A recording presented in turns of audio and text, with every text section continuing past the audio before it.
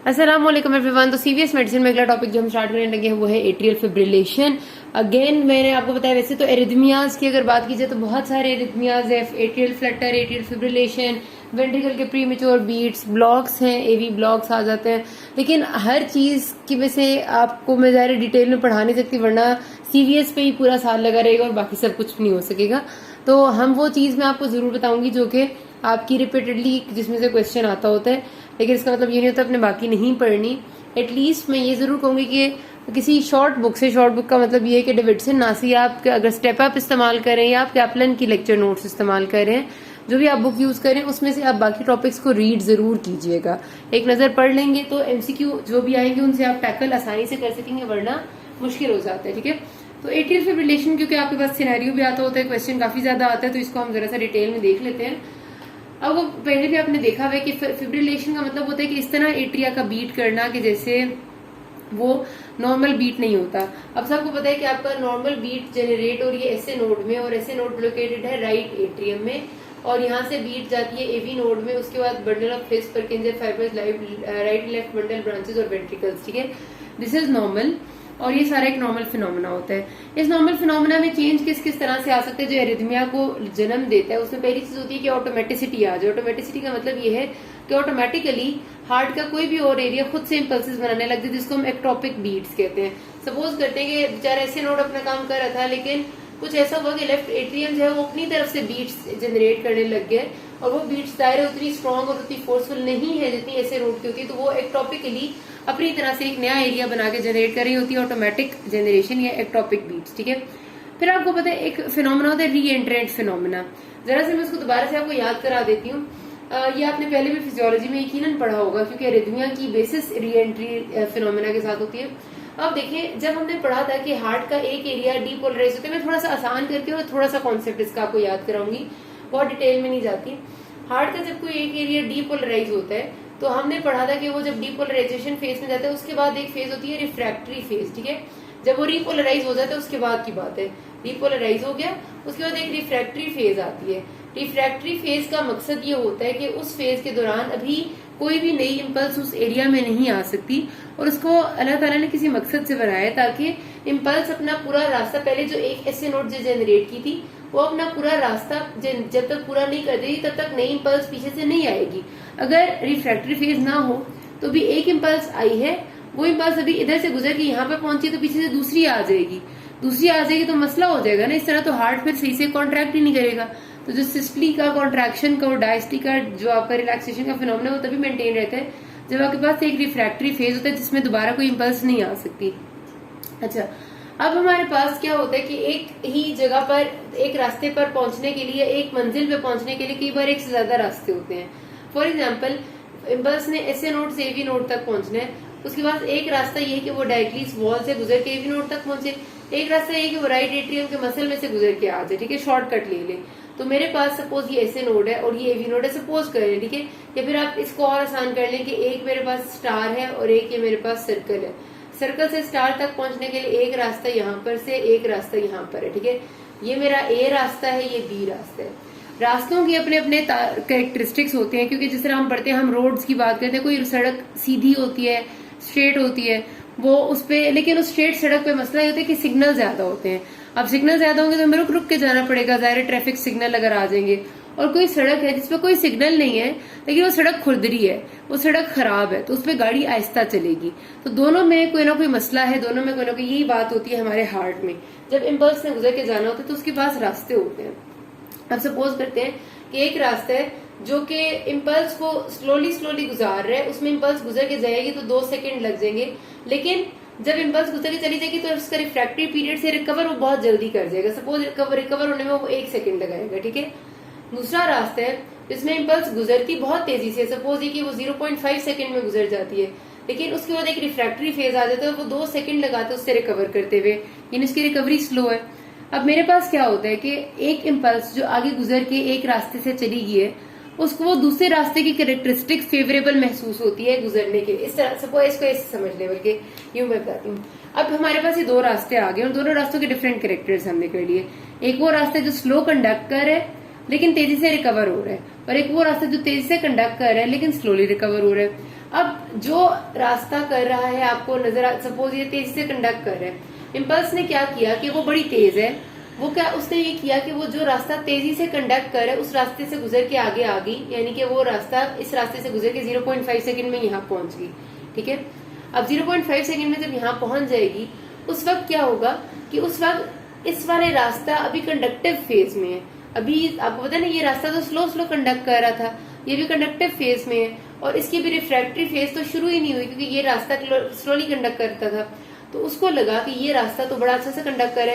हालांकि इम्पल्स की मंजिल ये सर्कल थी, इम्पल्स ने स्टार से सर्कल के पास आना था, लेकिन इम्पल्स ने देखा, इसको अचानक से फुर्ती महसूस हुई अपने अंदर, उसने देखा कि ये रास्ता भी खाली पड़ा हुआ है और ये कंडक्टिव फेज में है, और क्योंकि ये बहुत तेजी से 0.5 सेकंड में ही, आधे सेकंड में ही गुजर के इधर पहुंच चुकी थी, और ये भी कंडक्टिव फेज में था, इसके तो 2 सेकंड थे।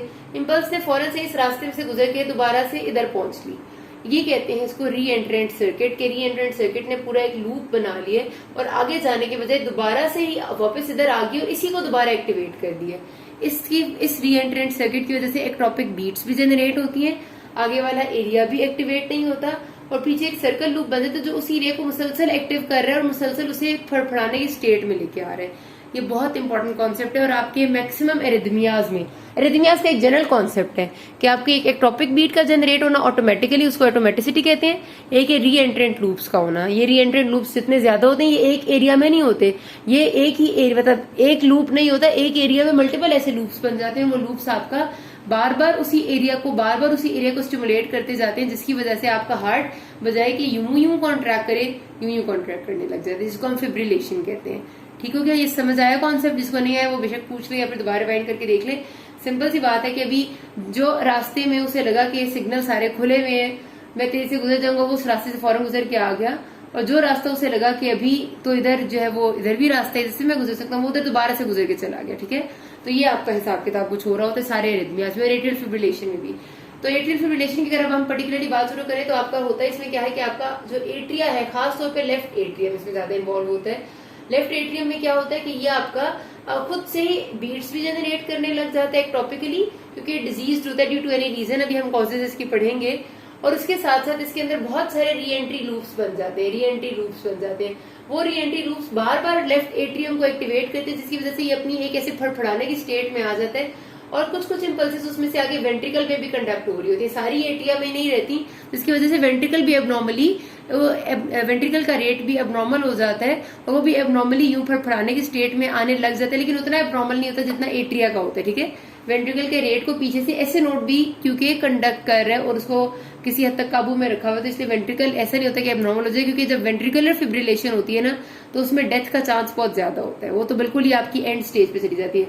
एट्रियल फिब्रिलेशन में डेथ इमिनेंट नहीं होती, क्योंकि एट्रियल फिब्रिलेशन में एट्रिया फड़फड़ा रहा है लेकिन वेंट्रिकल अभी कंट्रोल्ड है। ठीक है, तो आपकी जो इम्पल्स आती है वो इरेगुलर आती है, और आपकी जो ईसीजी पे चेंज आती है वो मैं भी आगे चलो आपको बताती हूँ कि क्या होता है। तो ये आपकी होती है एट्रियल फिब्रिलेशन। अब एट्रियल फिब्रिलेशन आपकी मोस्ट कॉमन सस्टेन्ड एरिथमिया है। मोस्ट कॉमन इस वजह से क्योंकि एक तो इसके कॉजेज जो है वो अक्सर पाए जाते हैं लोगों में, और दूसरी बात सस्टेन्ड एरिथमिया इस वजह से क्योंकि ये वो एरिथमिया है जो कि सस्टेन रहता भी बहुत ज्यादातर है, और डेथ भी इसकी वजह से जल्दी नहीं होती। वेंट्रिकुलर फिब्रिलेशन तो अगर सस्टेन रहता तो डेथ हो जाती है, इसलिए वो रह ही नहीं सकता, इसी वजह से डेथ जल्दी नहीं होती। अच्छा, इसमें हमारे पास बहुत ज्यादा एसोसिएशन होता है। मैंने आपको बताया कि कोई ना कोई हार्ट डिजीज पहले से चल रही होती है। जिस तरह इसकी कॉजेज में हम बात करें तो आपका कोरोनरी आर्टरी डिजीज बहुत कॉमन बात करती हूँ मैं। अभी मैंने आपको पढ़ाया था एओर्टिक स्टेनोसिस और आपका माइट्रल रीगर्जिटेशन। माइट्रल रीगर्जिटेशन में क्या हो रहा होता है कि आपका ये वैल्व बंद नहीं होता, माइट्रल वैल्व, और हार्ट जो ब्लड है वो बैक फ्लो करके एट्रिया में जाता है।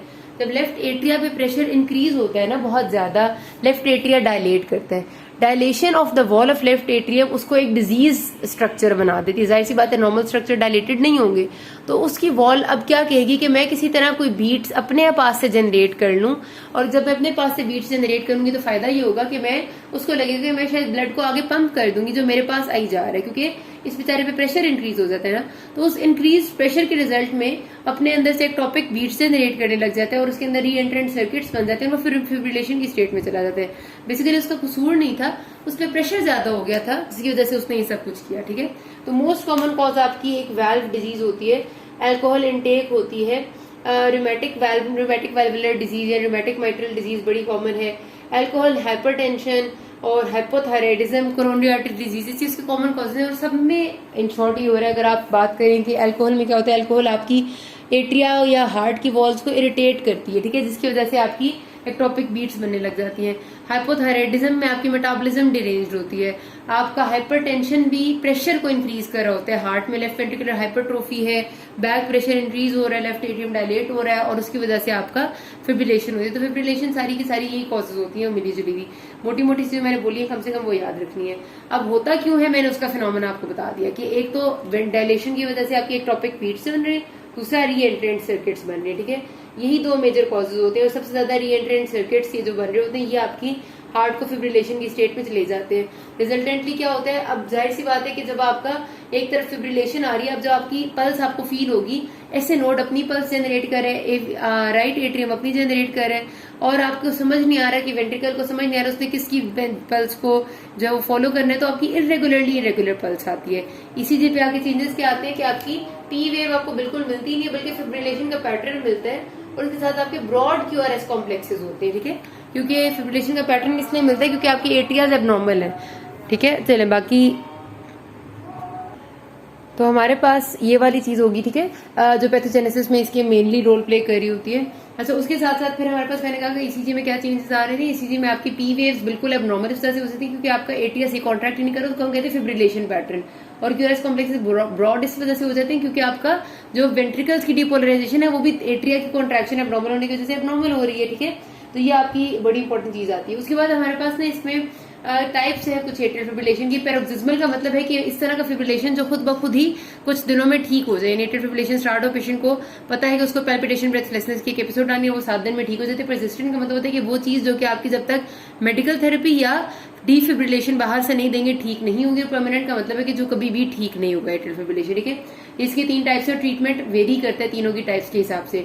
अच्छा, हमारे पास अगर हम एट्रियल फिब्रिलेशन को जल्दी ट्रीट नहीं करते तो हार्ट उसके हिसाब से खुद को रीमॉडल करता है, इम्पल्सेस भी रीमॉडल हो जाती है और हार्ट का स्ट्रक्चर रीमॉडल भी हो जाता है। अगर उसकी जो इलेक्ट्रोफिजियोलॉजी रीमॉडल होती है, यानी कि जाहिर जो इम्पल्स जनरेट हो रही है पहले तो वो रीमॉडलिंग हो जाएगी, उसकी इम्पल्सेस जनरेट एक तरफ इधर से हो रही है एक तरफ इधर से हो रही है और वो परमानेंट करती जाएंगे आहिस्ता आहिस्ता। खुद को कहते हैं कि जितना जल्दी ट्रीट करें उतना फायदा है, वरना ये परमानेंट होता जाता है। तो उसको इलेक्ट्रिकल रीमॉडलिंग कहते हैं। जो हार्ट का स्ट्रक्चरली फाइब्रोज हो जाता है, जो लेफ्ट वेंट्रिकल स्ट्रक्चरली फाइब्रोज हो जाता है, राइट एट्रियम हो जाता है, उसको स्ट्रक्चरल रीमॉडलिंग कहते हैं। काफी हद तक हमें कॉज पता होती है, मतलब हम ढूंढते हैं तो मिल जाती है, यानी हाइपोथायराइडिज्म है, अल्कोहल है, कोई और कॉज है तो कॉज को आपने खत्म करना होता है। लेकिन अगर कॉज नहीं मिल रही तो आप उसको लोन एट्रियल फिब्रिलेशन कहते हैं, जो विदाउट एनी कॉज है। और ऐसे भी काफी सारे केसेस होते हैं। तो पेशेंट की क्लिनिकल फीचर्स बहुत टिपिकल्स हैं कि पेशेंट प्रेजेंट करता है आपके साथ पैल्पिटेशन और ब्रेथलेसनेस, दिल की धड़कन फील होती है, सांस बहुत ज्यादा मुझे चढ़ जाता है, ठीक है, और वो कहते हैं कि थक जाता है। मतलब उसके कोई फीचर्स बहुत इतने इंपॉर्टेंट नहीं होते, लेकिन आपने जो देखना होता है वो ये कि आपको उसके साइंस इंपॉर्टेंट मिल रहे होते हैं जिससे आप उसका डायग्नोसिस बनाते हैं। तो बाकी बातें अगले पार्ट में कहते हैं। किसी को कोई मसला हो मैं आपको क्लिनिकल फीचर्स भी बताऊंगी, किसी को कोई मसला हो you can ask me. Thank you.